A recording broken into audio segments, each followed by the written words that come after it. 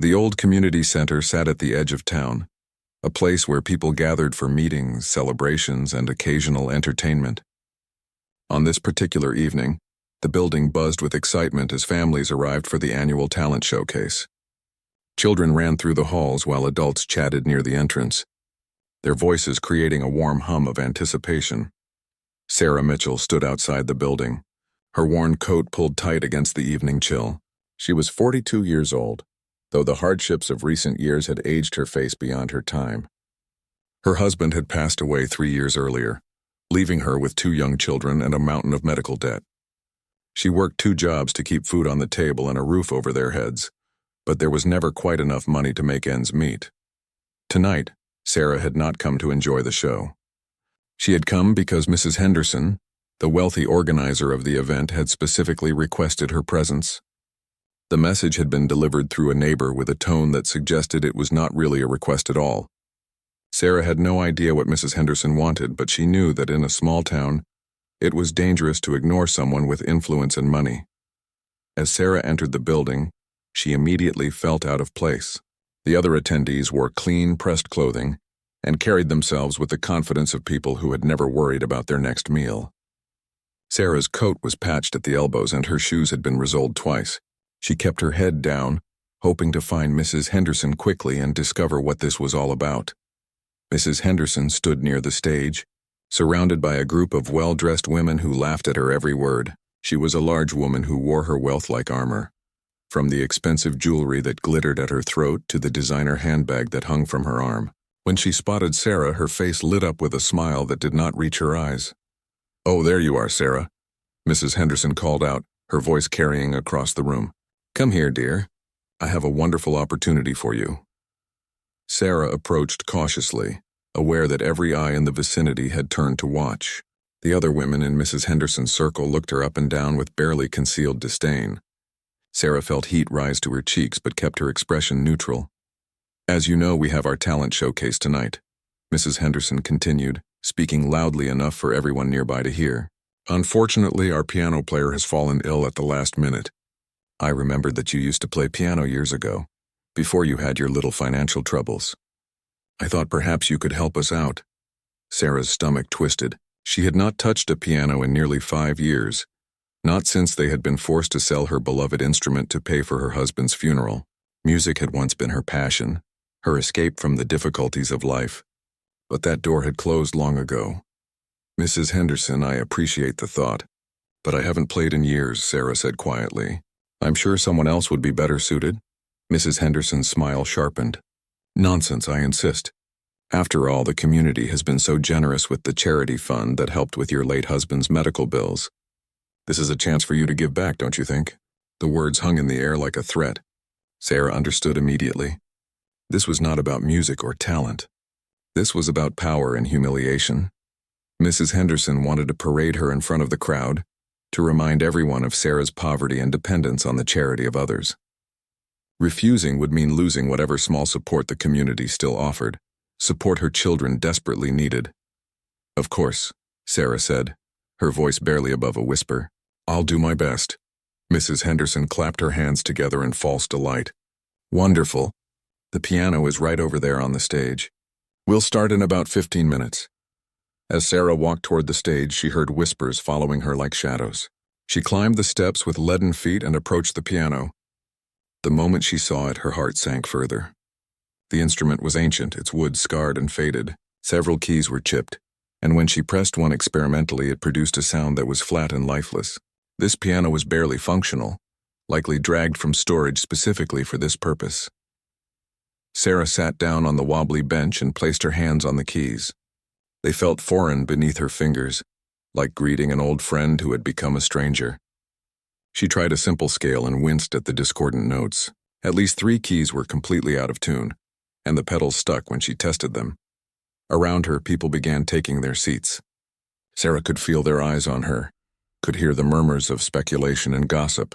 Some looked at her with pity, others with curiosity, and a few with the same cruel amusement that danced in Mrs. Henderson's eyes. Sarah closed her eyes and took a deep breath. She thought about her children waiting at home with the babysitter, about the bills piled on her kitchen table, about all the dreams she had once held that had crumbled to dust. Then she thought about the music itself, about the way it had once made her feel alive and whole. When she opened her eyes, the crowd had quieted. Mrs. Henderson stood at the side of the stage waiting for the spectacle to begin. Sarah positioned her hands over the keys, feeling the weight of every judging gaze, and prepared to play a broken piano in front of a crowd that expected her to fail. Sarah's fingers trembled as they hovered above the damaged keys. The community center had fallen into an expectant silence, broken only by the occasional cough or shuffle of feet. She could feel the weight of judgment pressing down on her shoulders like a physical burden. In the front row, Mrs. Henderson had settled into her seat with the satisfied expression of someone about to witness exactly what they had orchestrated. For a moment, Sarah considered simply walking off the stage. She could leave this place, take her children, and perhaps move to another town where nobody knew about her poverty or her struggles. But even as the thought formed, she knew it was impossible. They had no money for moving, and running away would solve nothing. Besides, her children deserved better than a mother who fled from humiliation. She thought back to her childhood, to the small apartment where she had grown up. Her mother had cleaned houses for wealthy families, often bringing young Sarah along. In one of those houses, there had been a magnificent grand piano in the music room. While her mother scrubbed floors, the lady of the house, Mrs. Chen, would practice her scales and sonatas. Sarah had been mesmerized. Mrs. Chen had noticed the little girl's fascination. Instead of shooing her away, she had invited Sarah to learn. For 3 years, while Sarah's mother worked, Mrs. Chen had given her free lessons. She had been a patient teacher, encouraging Sarah's natural talent and nurturing her love for music. Those had been magical hours, stolen moments where Sarah could forget about the shabby apartment and her mother's tired eyes. Music is not about the instrument, Mrs. Chen had told her once. The piano is just wood and strings. The music comes from here. She had pointed to Sarah's heart. A true musician can make beauty from anything, even from broken things.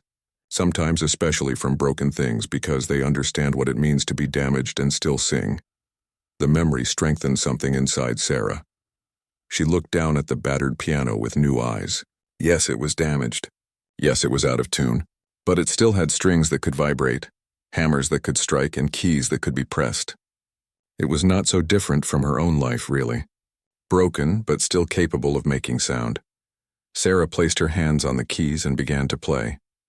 She started with something simple, a gentle melody that she had written herself many years ago. The first notes were jarring, the out-of-tune keys creating dissonance that made several people in the audience wince. But Sarah did not stop. She had learned the piano's flaws in those few experimental moments before the crowd settled, and now she used that knowledge. She began to work around the broken keys, adjusting her fingering to avoid the worst of them. When she could not avoid a damaged key, she compensated by adjusting the surrounding notes, creating unexpected harmonies that turned the piano's flaws into something almost intentional. Her fingers moved faster, more confidently, as muscle memory from thousands of hours of practice returned. The melody grew more complex. Sarah added depth with her left hand, creating a bass line that gave the piece structure despite the piano's limitations. She leaned into the emotion of the music, letting years of suppressed feelings flow through her fingers. Every bill she could not pay, every night she had cried herself to sleep, every moment of hunger and fear and exhaustion poured into the notes. Something remarkable began to happen. The audience, which had been waiting for entertainment in the form of her failure, started to actually listen. The murmurs died away completely. People who had been checking their phones put them down. Children who had been fidgeting grew still. Sarah was no longer playing for them. She was playing for herself, for her children, for her late husband, for every dream she had been forced to abandon. She was playing for Mrs. Chen, who had seen potential in a poor little girl. She was playing for her mother, who had worked her fingers to the bone to give Sarah a better life. She was playing because music was the one thing that had never betrayed her, the one language that still made sense when everything else was chaos.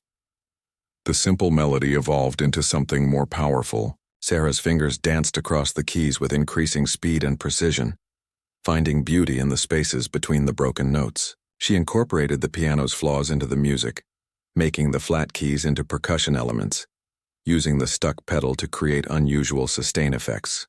What should have been a disaster was transforming into something unique and haunting.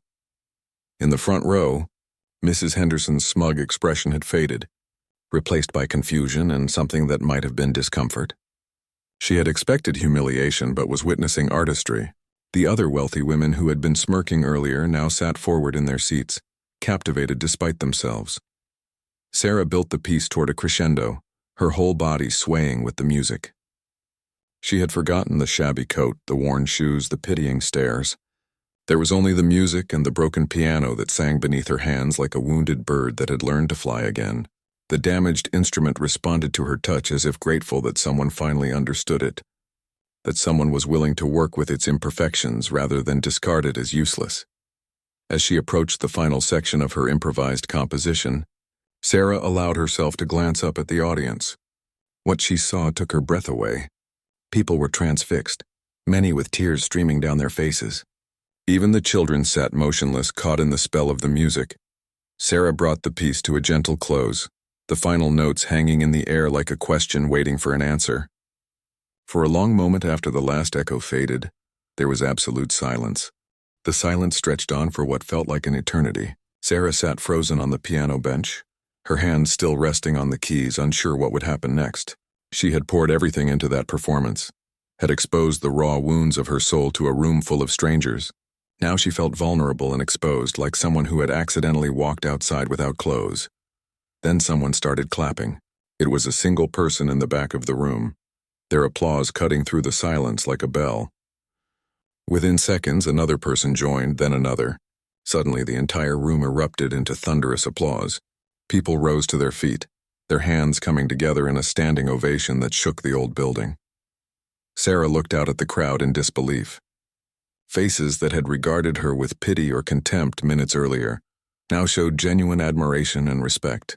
An elderly man in the third row wiped tears from his weathered cheeks. A young mother held her daughter close, both of them beaming. Even some of the wealthy women who had sneered at her earlier were clapping, though their applause seemed more reluctant, as if they resented being moved by someone they had written off as beneath them.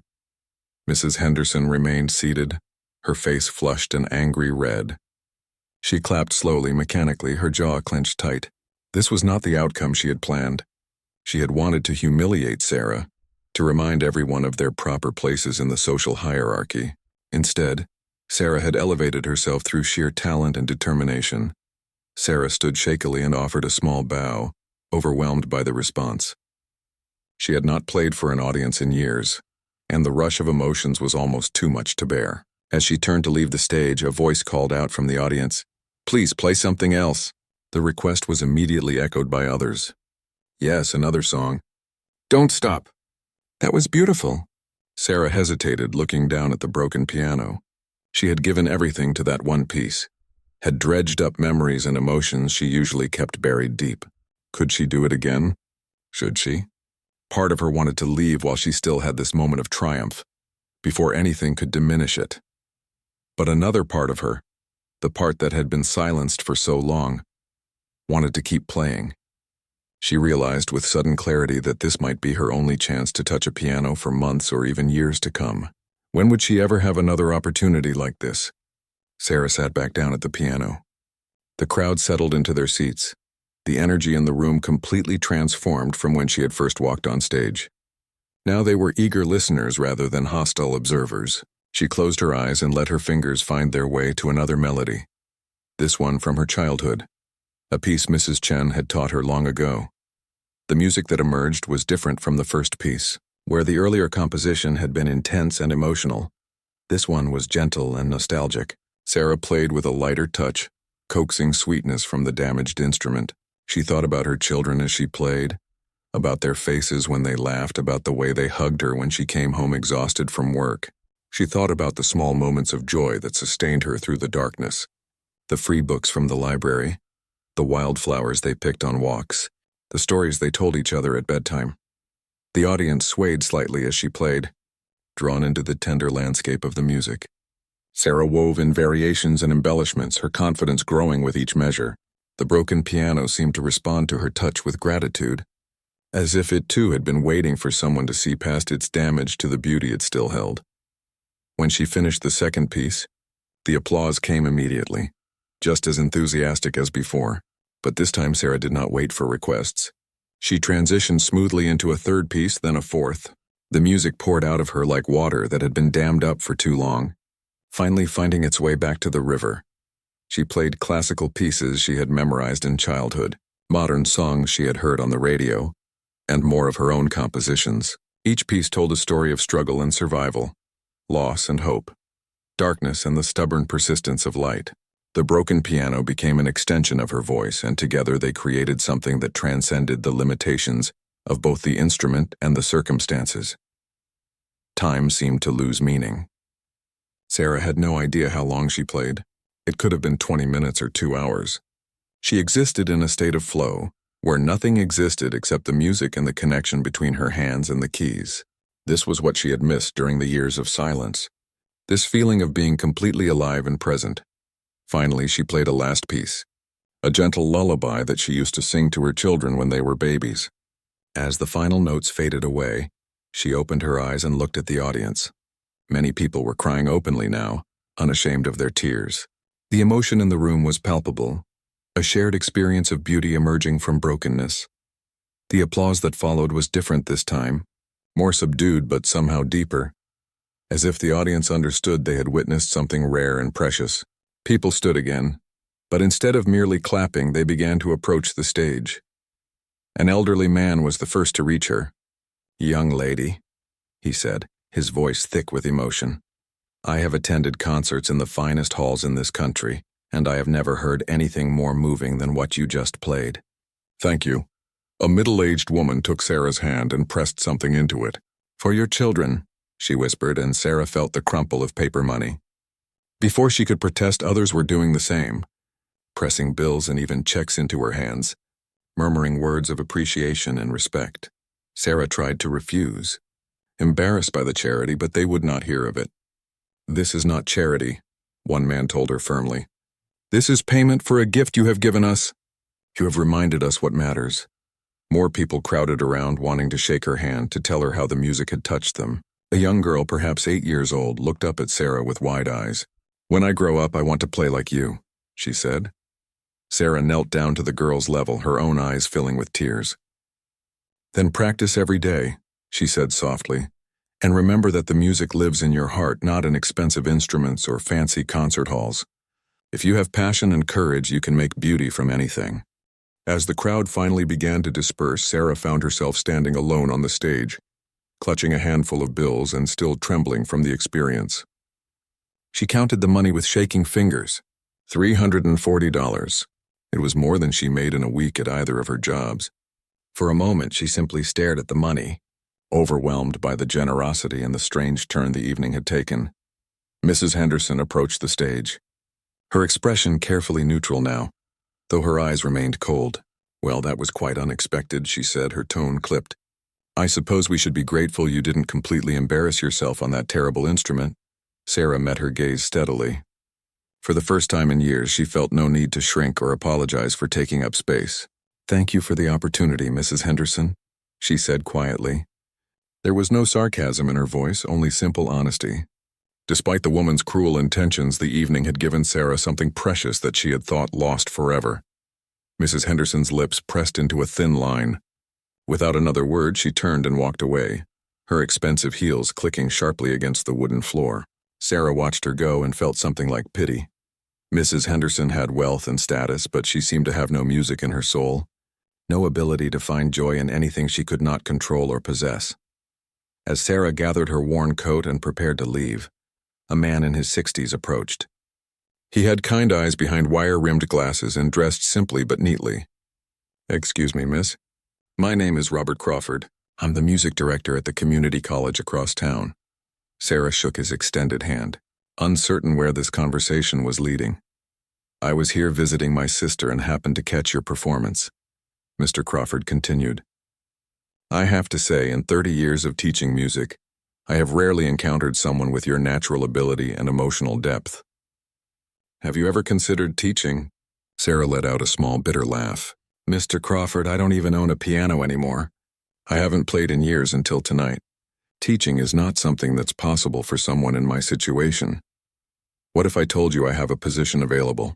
he asked. "One of our piano instructors just accepted a position out of state. We need someone to teach beginning and intermediate piano classes 3 evenings a week. It does not pay a fortune, but it includes access to our practice rooms whenever you want. And you could bring your children to campus. We have a daycare center for faculty families. Sarah felt her heart begin to race. Mr. Crawford, I appreciate the offer, but I don't have the credentials you would need.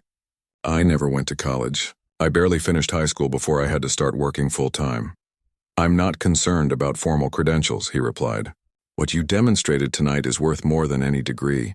You understand music from the inside out, and more importantly, you understand struggle.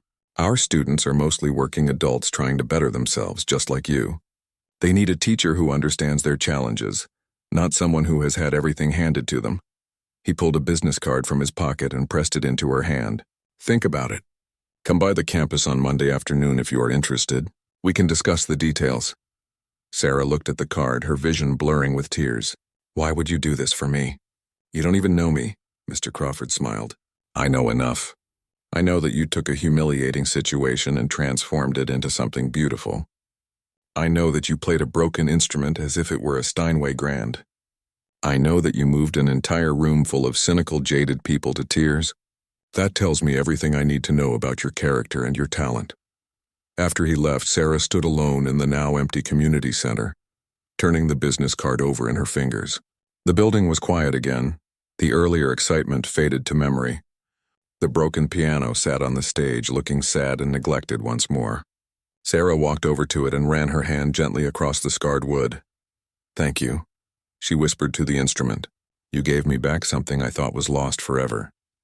She left the building and walked through the cool night air toward the bus stop. The stars were bright overhead and the world seemed different somehow, full of possibilities she had not dared to imagine just hours before. She thought about the money in her pocket, about Mr. Crawford's offer, about the little girl who wanted to learn piano. When Sarah arrived home, her babysitter, a teenage girl from next door, was reading on the couch. Your kids are asleep, she said. They were good as always. How was your evening? Complicated, Sarah said, smiling, but ultimately wonderful. She paid the babysitter with some of the money from the evening, adding a generous tip that made the girl's eyes widen. After the babysitter left, Sarah tiptoed into her children's room. Her son Tommy was 8 and her daughter Emma was 6. They slept peacefully in their small beds, Emma clutching the stuffed rabbit Sarah had bought at a thrift store. Sarah sat on the floor between their beds and watched them sleep, her heart full. Things are going to get better, she whispered. I promise you. Your mama is going to find her way back to the music, and that is going to change everything for us. She thought about what she would tell them in the morning, about the broken piano and the crowd that had expected her to fail, about the music that had poured out of her despite the damaged instrument, about the strange way that being forced into a humiliating situation had somehow opened a door she thought was closed forever. Sarah stayed there on the floor, listening to her children breathe until her own exhaustion finally pulled her toward bed. Before she left their room, she kissed each of them gently on the forehead and whispered, "Dream of music." That night, Sarah slept more peacefully than she had in years. She dreamed of pianos, whole rooms full of them, each one different, each one waiting to be played. In her dream, she moved from instrument to instrument, her fingers finding melodies she had never heard before, creating beauty from both the pristine and the broken. When she woke Sunday morning, the first thing she did was look at Mr. Crawford's business card, which she had placed on her nightstand. It was real. The evening had really happened. She had really played again, and someone had really offered her a chance to make music part of her life once more. Sarah got up and made breakfast for her children, simple oatmeal with the last of their brown sugar. As they ate, she told them about the previous evening, watching their faces light up with excitement and pride. You played in front of all those people, Mama? Tommy asked, his eyes wide. I did, Sarah confirmed, and I was scared, but I did it anyway. That is an important lesson. Sometimes the things that scare us the most are the things we need to do to become who we are meant to be. Monday afternoon arrived with spring sunshine and a nervous flutter in Sarah's stomach. She had called in sick to her afternoon cleaning job, something she almost never did, and arranged for Tommy and Emma to stay with their neighbor. Now she stood outside the community college campus, Mr. Crawford's business card gripped tightly in her hand. The campus was larger than she had expected.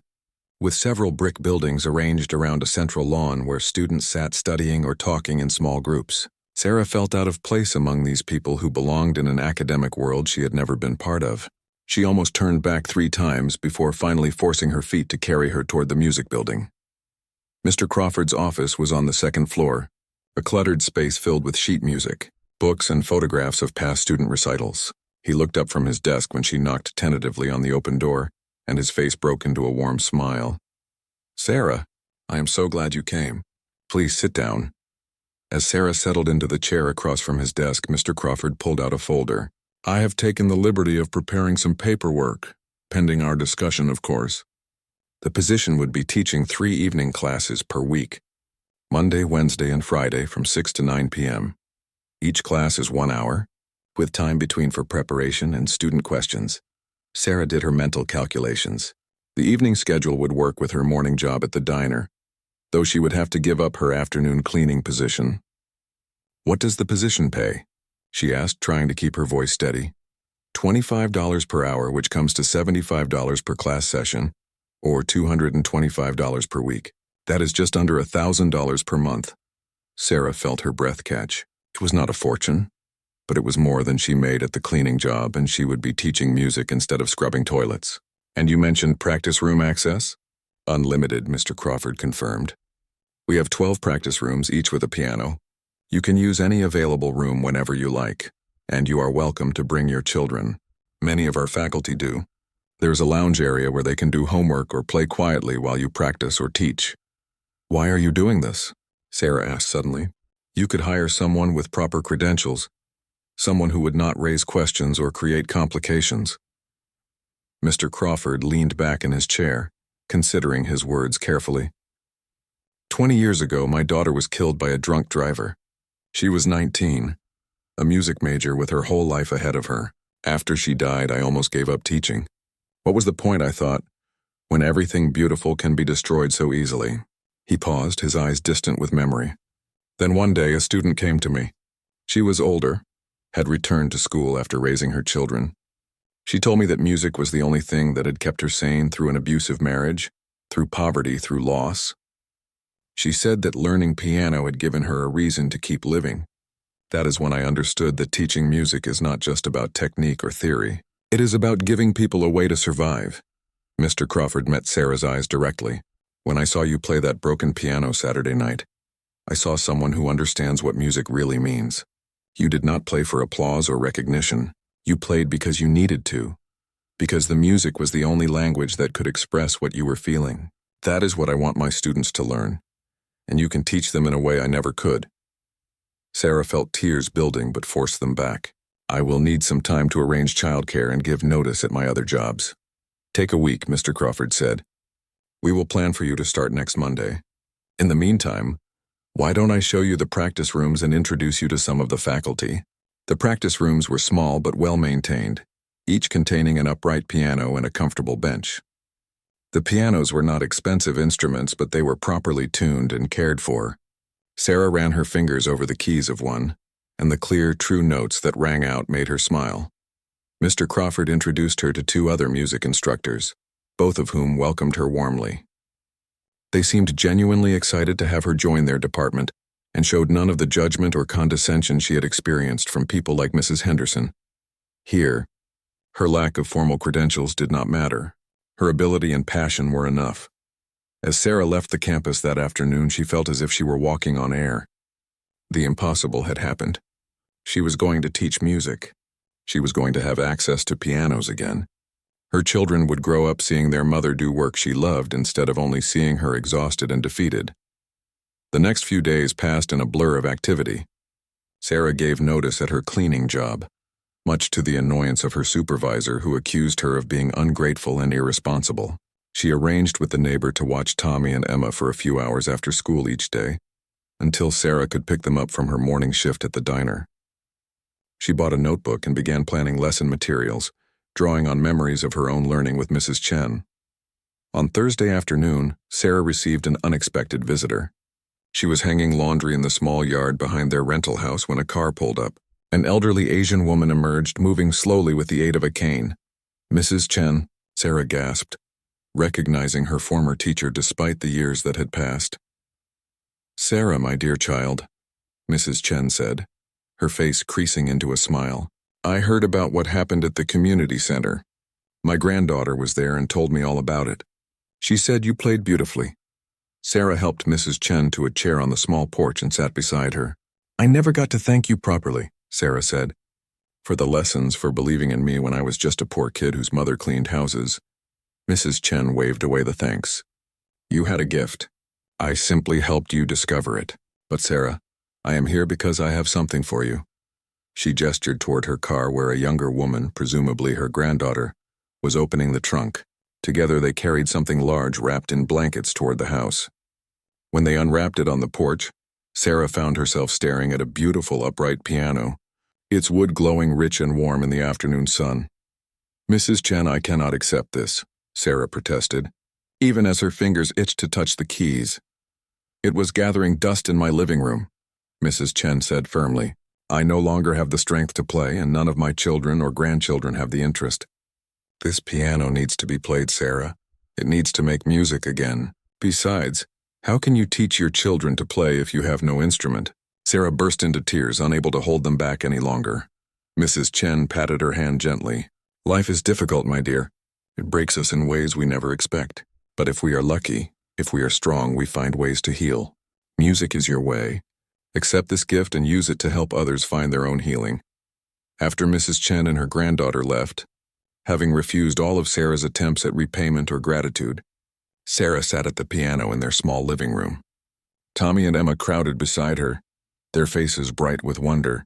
Sarah played for them, simple melodies at first, then more complex pieces as her confidence returned. "Teach us, Mama," Emma begged, and Sarah lifted her daughter onto the bench beside her. Sarah's first night teaching at the community college arrived with a mixture of excitement and terror. She had prepared diligently, creating lesson plans and practice exercises, but she worried that her students would see through her lack of credentials and reject her authority. Mr. Crawford had assured her that the class roster included mostly beginners and a few intermediate students, none of whom would expect perfection from their instructor. The classroom was more intimate than she had expected, set up with 6 electronic keyboards arranged in a semicircle facing a piano at the front. As students began to arrive, Sarah was struck by their diversity. There was Marcus, a 50-year-old postal worker, who had always wanted to learn piano but had never had the chance. Jennifer was a young mother of 3, who had carved out this one evening a week for herself. David was a recently retired engineer who had decided to finally pursue the musical interests he had set aside for his career. 3 other students completed the group, each with their own story and motivation. Sarah introduced herself honestly. "I am not going to pretend to have fancy credentials or to have studied at prestigious music schools," she told them. "What I can offer you is a deep love for music and an understanding of what it means to learn as an adult with limited time and resources. I learned piano as a child from a generous teacher who saw past my circumstances to my potential. I want to do the same for you." Her honesty seemed to put the students at ease. They appreciated having an instructor who did not talk down to them or make them feel foolish for starting late in life. Sarah structured her lessons around practical skills and emotional connection to music, rather than rigid theory and technique. She taught them to listen, to feel, to express themselves through the keys. Marcus struggled with reading sheet music, his fingers clumsy on the keys. After watching him fight through a simple exercise with mounting frustration, Sarah stopped him. "Marcus, why did you want to learn piano?" He looked embarrassed. "My wife passed away 2 years ago. She used to play just little things, songs from when we were dating. I thought if I could learn to play some of those songs, it would be like keeping a piece of her alive." Sarah felt her heart ache with recognition. She understood grief and the need to find ways to remember. "Then let us start with one of those songs. Forget the exercise. Show me what you want to play." Marcus hummed a melody, old and sweet. Sarah recognized it as a popular song from the 1970s. She worked with him to find the basic chord progression, simplifying the arrangement until his fingers could manage it. By the end of the class, Marcus could play a recognizable version of the song that had meant so much to his late wife. There were tears in his eyes as he played the final notes. "That is music," Sarah told the class. "Not perfect technique, not impressive performance, just honest emotion translated into sound. That is what we are here to learn. Word of Sarah's teaching style began to spread through the college. By her third week, Mr. Crawford told her that several students had specifically requested to join her classes. By the second month, he offered her 2 additional class sessions to accommodate demand. Sarah was earning more than she had ever made in her life, and for the first time since her husband's death, she could pay bills without panic. But the money was not the most important change. Sarah felt herself coming back to life. The exhaustion that had weighed her down for years began to lift. She laughed more easily. She had energy for her children in ways she had not for so long. Music had always been her lifeline, and now it was pulling her back from the edge of despair where she had been teetering. Her students brought her joy in unexpected ways. Jennifer, the young mother, confided that learning piano gave her an identity beyond somebody's mom. David, the retired engineer, discovered a capacity for emotion he had spent his career suppressing. A young woman named Lisa, who had survived a severe car accident that had left her with chronic pain, found that playing piano was one of the few activities that distracted her from her suffering. Sarah taught them all with patience and empathy, drawing on her own experiences with hardship. She understood what it meant to come to class exhausted after a long day of work. She knew the frustration of having to miss practice because life got in the way. She recognized the self-doubt that came from starting something new as an adult. Rather than judging these challenges, she validated them and helped her students work through them. One evening after class, Jennifer approached Sarah hesitantly. "I know this might be inappropriate, but I wanted to tell you something. I have been dealing with depression since my youngest was born. Some days it is hard just to get out of bed, but these piano classes, they give me something to look forward to. For 1 hour, 3 times a week, I am not just going through the motions. I am actually living. You have given me that gift." Sarah hugged her, blinking back tears. "You have given me a gift too, Jennifer. All of you have. Teaching you reminds me why music matters, why it is worth fighting for." At home, the piano Mrs. Chen had given them became the center of family life. Sarah taught Tommy and Emma in the evenings, delighting in their different approaches to music. Tommy was methodical and precise, practicing scales with determination. Emma was more creative and emotional, making up songs about everything from their cat to the weather. The neighbors, who had initially been concerned about noise, ended up enjoying the music that drifted from the Mitchell house. The elderly man next door told Sarah that hearing her play reminded him of his own mother, who had played piano when he was a child. A couple across the street asked if Sarah might give lessons to their daughter, who had been asking to learn. Sarah found herself saying yes, taking on a few private students on weekend mornings. The additional income allowed her to finally quit her job at the diner. For the first time since her husband's death, Sarah had only one job, and it was work she loved. The change was transformative, yet not everything was smooth. One evening, Sarah arrived at the college to find Mrs. Henderson waiting outside the music building. Sarah's stomach clenched with old anxiety, but she forced herself to approach calmly. "Mrs. Henderson, what brings you here?" The older woman's face was tight with disapproval. "I heard you have been teaching here. I came to inform Mr. Crawford that he has made a serious error in judgment. You have no qualifications, no degree. It is irresponsible to let someone like you teach college students." Sarah felt anger rise in her chest, hot and sharp, but she also felt something else, something stronger. Confidence. "Mrs. Henderson, I appreciate your concern, but my students seem quite satisfied with my teaching. Perhaps you should speak with them before making judgments." "I am trying to help you," Mrs. Henderson insisted, though her tone suggested otherwise. "You are embarrassing yourself. People are talking about how you got this position without proper credentials. It reflects poorly on everyone." "People have always talked about me," Sarah said quietly. "They talked when my husband got sick and we could not afford treatment. They talked when I had to sell everything we owned. They talked when I worked 3 jobs and still could not make ends meet. And you know what? Their talk never put food on my table or hope in my heart. But this music, this teaching, that has done both." Mrs. Henderson's face flushed. "You think you are special because you can play a broken piano? That was one night, one performance. It does not make you qualified to teach." "You are right," Sarah agreed. "That one performance does not qualify me. But the years I spent learning music, the struggles I have overcome, the empathy I have for students who are fighting their own battles, those things qualify me. And they are things no degree could teach." Mrs. Henderson left in a huff, but Sarah noticed she never followed through on her threat to speak with Mr. Crawford. Perhaps even she recognized that her vendetta had no real foundation. Sarah let it go, refusing to allow the woman's bitterness to poison her newfound joy. The semester progressed, and Sarah found herself growing not just as a teacher but as a person. She began composing again, writing pieces inspired by her students' stories and her own journey. One composition, which she called Broken Keys, incorporated deliberate dissonance and resolved it into harmony. A musical representation of finding beauty in damage. In December, Mr. Crawford approached her with an unexpected proposal. The college is hosting a winter recital for the community. I would like you to perform, and I think some of your students might be ready to play as well. What do you think? Sarah's first instinct was to refuse. The memory of that evening at the community center was still vivid, both the humiliation and the triumph. But then she thought about her students, about how much it would mean to them to have a goal to work toward. Yes, she said, but I want to do something different.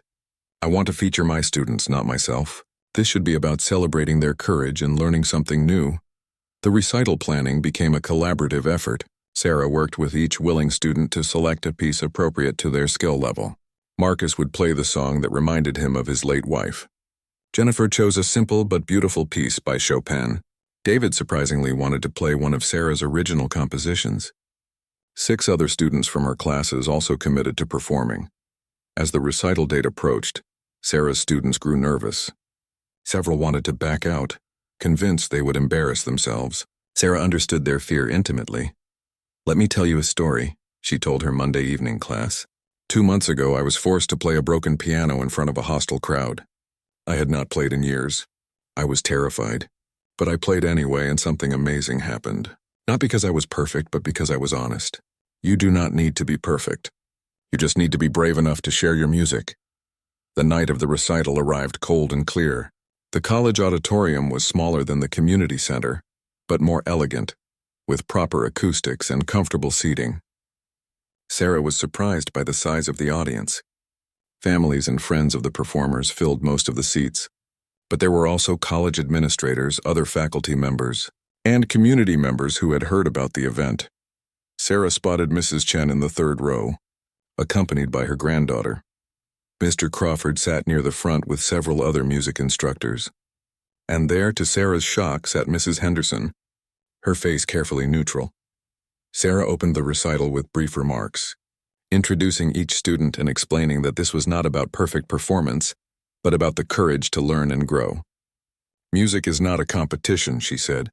It is a conversation between the player and the listener, between the heart and the hands, between what we feel and what we dare to express. Her students performed beautifully, not because they played without mistakes, but because they played with heart. Marcus's hands trembled as he played his wife's song, and he missed several notes, but the love in his performance was undeniable. Jennifer played with such focus and determination that the audience could feel her fighting for every note. David brought unexpected gentleness to Sarah's composition, revealing depths in the music she had not fully realized herself. Between student performances, Sarah played short pieces, some classical, some her own compositions, but she saved her final performance for the end of the evening. She had the stage crew bring out a piano that looked familiar, one that had been refurbished but still bore the scars of age and damage. This is the piano I played at the community center, Sarah told the audience. Some of you were there that night. Mr. Crawford had it brought here and partially restored. It is not perfect. Some keys are still out of tune, but I wanted to play it again tonight, because this piano taught me something important. It taught me that brokenness is not the same as worthlessness, that damage does not mean the end of beauty, that sometimes our flaws become part of what makes us unique and valuable. Sarah sat at the piano and played Broken Keys, her composition that incorporated the piano's imperfections into the music itself. The piece had evolved since she first played it, becoming richer and more complex. It told a story of struggle and survival, of falling apart and being pieced back together, of learning that scars could be badges of honor rather than sources of shame. As she played, Sarah thought about the journey that had brought her to this moment, the loss of her husband, the years of grinding poverty, the night she had been humiliated and had turned humiliation into triumph. She thought about Mrs. Chen's kindness, Mr. Crawford's faith, her students' courage. She thought about Tommy and Emma, asleep now with the babysitter, dreaming their own dreams. The music swelled and filled the auditorium, the broken piano singing under her hands. Sarah played with complete presence, aware of every note, every breath, every heartbeat. This was not performance for its own sake. This was communication, connection, the sharing of something fundamental and true. When the final notes faded, there was a moment of profound silence. Then the audience rose to their feet, applauding with genuine enthusiasm. Sarah stood and bowed, then gestured to her students to join her on stage. They came up, some crying, all beaming, and she led them in a collective bow. After the recital, people crowded around to offer congratulations. Mrs. Chen embraced Sarah warmly. "You have become the teacher I knew you could be," she said. Mr. Crawford shook her hand, his eyes bright. "The board of directors was here tonight. They were impressed. We are going to create a permanent position for you, full-time with benefits. You have earned it." Even Mrs. Henderson approached, though she looked uncomfortable. "It was a nice recital," she said stiffly. "Your students clearly care for you." Sarah could have been petty. She could have pointed out the older woman's attempt to sabotage her position. But she had learned that holding on to bitterness was like drinking poison and expecting someone else to die. "Thank you for coming, Mrs. Henderson. It means a lot that you were here." As people filed out of the auditorium, Sarah stood alone on the stage one more time, looking at the broken piano. She ran her hand over its scarred wood, feeling gratitude for what it had taught her. A stage crew member approached. "We can move this back to storage now if you like." "Actually," Sarah said slowly, "is there somewhere it could stay? Maybe in one of the practice rooms? I think students should have access to it. It has important lessons to teach." The crew member shrugged. "Sure, we can put it in practice room 7. Nobody uses that one much anyway," Sarah smiled. Practice room 7 would become special, she decided. It would be the room where students who felt broken or damaged could come and learn that they still had music to make. Walking home that night under the winter stars, Sarah thought about the strange paths life takes. 6 months ago, she had been drowning in despair, convinced that her dreams were dead and buried with her husband. Now she had meaningful work, a growing reputation, financial stability, and most importantly, music back in her life. She thought about Mrs. Henderson's cruel plan to humiliate her, and how it had accidentally opened doors instead of closing them. She thought about the broken piano that had become her teacher and her partner. She thought about all the broken things in her life that she had learned to transform into something beautiful. When she arrived home, Sarah paid the babysitter and looked in on her sleeping children. Tomorrow she would tell them about the recital, about their mother's students and the broken piano. She would teach them that setbacks could become opportunities, that cruelty could be transformed by grace, that broken things could still sing. Sarah sat at Mrs. Chen's piano in the quiet house and played softly, just for herself. The music floated through the rooms like a prayer, like gratitude, like hope. She had been forced to play a broken piano by someone who wanted to break her spirit. But instead, she had found her strength. And in finding it, she had learned to help others find theirs. The music continued late into the night, a celebration of survival, a testament to resilience, and a promise that even in brokenness, beauty endures.